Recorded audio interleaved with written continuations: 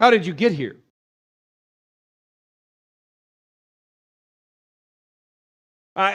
It's happened to me before, where I find myself in a spot in my life and I look at where I am and I'm thinking to myself,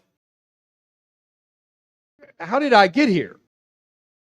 What had to happen to bring me to this spot? This was totally unexpected. I didn't expect this to happen to me. I would venture to say that for all of us at one point in our lives, we could probably say something like that. Well, how did we get here? We Orthodox Christians. How did we come to this spot? How did we come to be in this place? Well, I'll tell you how. God used one of us to step into His creation, to so revolutionize creation and remake creation that no human being, if they have even an ounce of courage taking this seriously, could not reorient their lives in every way, shape, fashion, and form to conform to the good news of Jesus Christ. If you have any sense at all, even a couple of gray matters firing shots off back and forth, that is how we got here. Well, that's a big statement.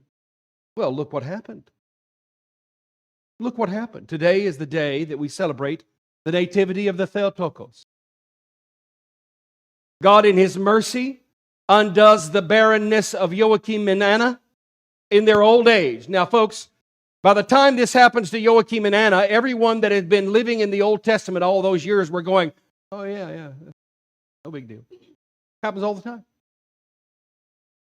Throughout the whole Scriptures, God has been setting us up for the moment in history that would revolutionize everything, every way we think, how we set our priorities, how we make our decisions, how we spend our life, how we spend our money, how we drive our car, how we wash our dishes. It changes everything. I mean, if you're taking it seriously. If you're not taking it seriously, God bless you, then let it be just like a religious flavoring of your life, or maybe a cultural whiff of something. That's fine. That's your business. If you want to do that, that's cool. I feel bad for you because you're missing out on all the treasure.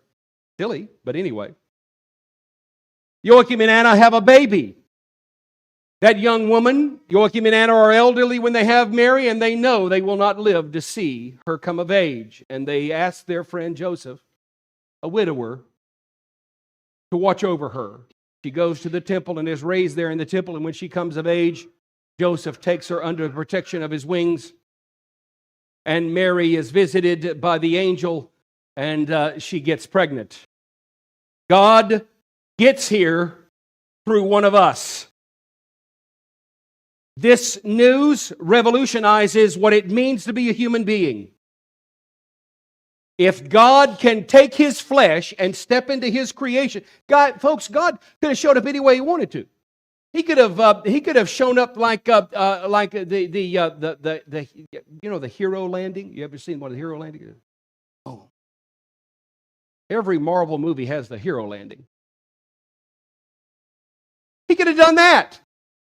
He could have showed up as just some marvel in the sky, turn the sky green with purple polka dots and roll it up like Christmas paper and step out and say, "Hey, gang."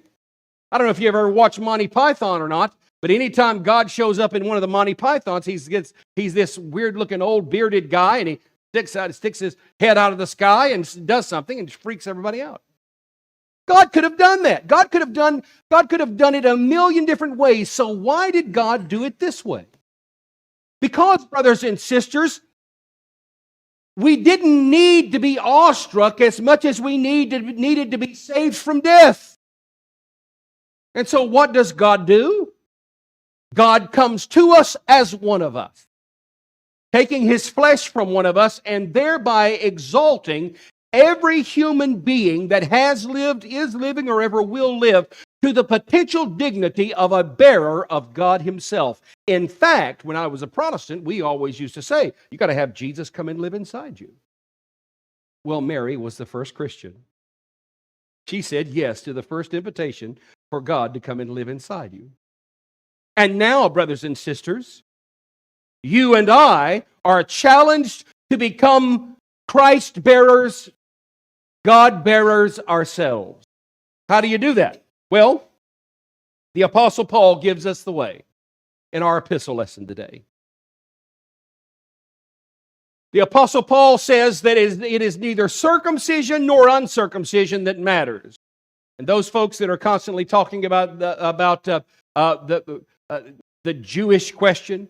By the way, folks, anytime you hear somebody mention the Jewish question, when you say that, get ready for some Nazi propaganda. I mean, come on, man. It's old hat by now. And by the way, Churchill was the good guy. I'm just saying.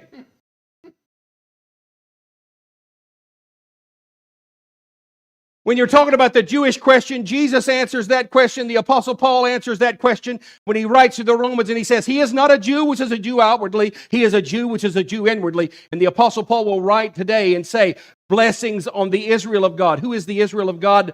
Gang, the Orthodox faith is the Israel of God because the Israelites follow the Messiah. That's what it means to be the chosen people. You follow the Messiah. Ta-da. And the Apostle Paul gives us the insight necessary to take seriously the good news that God has taken his flesh from one of us. And you know what he says? He says, I'll tell you how to do it, gang. I am crucified to the world, and the world is crucified to me. What does that mean? It simply means this, folks. You know the only reason to have a crucifixion, right, is to kill something, right? That's the only reason to have a crucifixion. Crucifixion is not something that you do just kind of for fun. Although I know some folks in some of the Far Eastern countries that they actually will nail themselves to crosses on Good Friday and really will do that.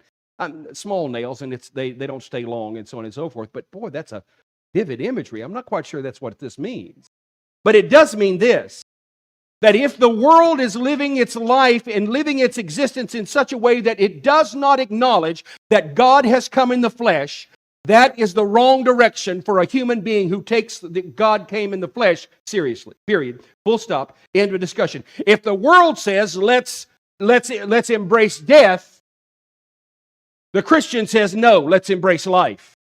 If the world says let's embrace chaos and self-centered narcissistic foolishness, where I can say, well, you know, today I identify as a kumquat. If the world says, let's embrace insanity, the faith says, no, we are going to embrace sanity and peace and order. We will not participate in the world that has been crucified to us. And we will acknowledge that we have been crucified to the world. Therefore, everything the world says is popular, everything the world says is important. He who dies with the most toys wins. Grab for all the gusto you can. You only go around once in life. All of the foolishness that the world tells you is important, and the world says this ought to be your priority, having a nice house, having a nice car. Nothing wrong with a nice house, nothing wrong with a nice car. But children, if it's getting in your way of making sure you reorient your life to come to grips with the fact that God has come in the flesh, you are not following the Orthodox way.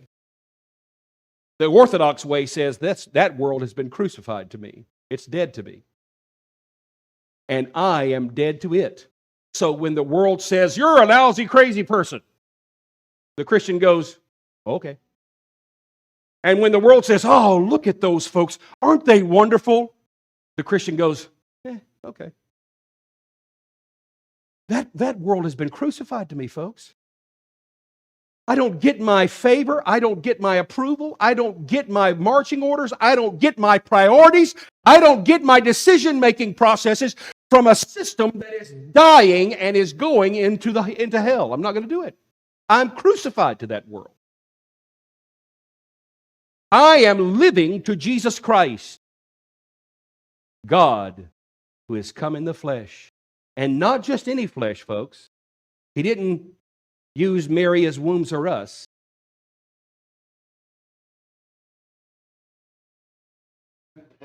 Well, you won't forget it.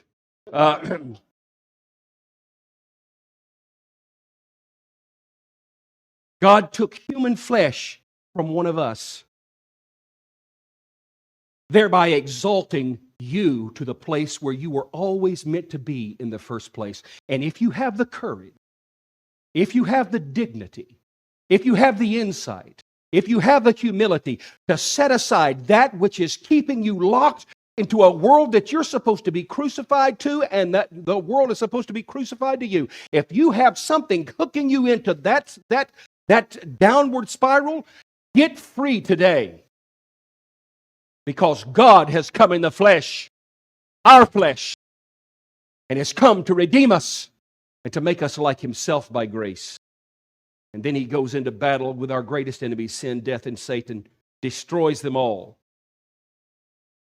on our behalf for our salvation, so that we can finally be raised to the dignity of our initial creation to become the companions of the uncreated God. That, folks, it's the only reason to be Orthodox. Orthodoxy is too big a pain. It's too involved. There's too many moving parts.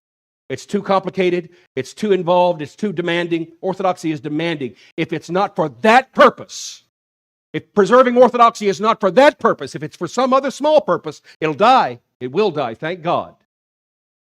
It's got to be for this purpose, to make men and women kings and priests unto God, and to exalt them to the place where they can be the companions of the uncreated forever.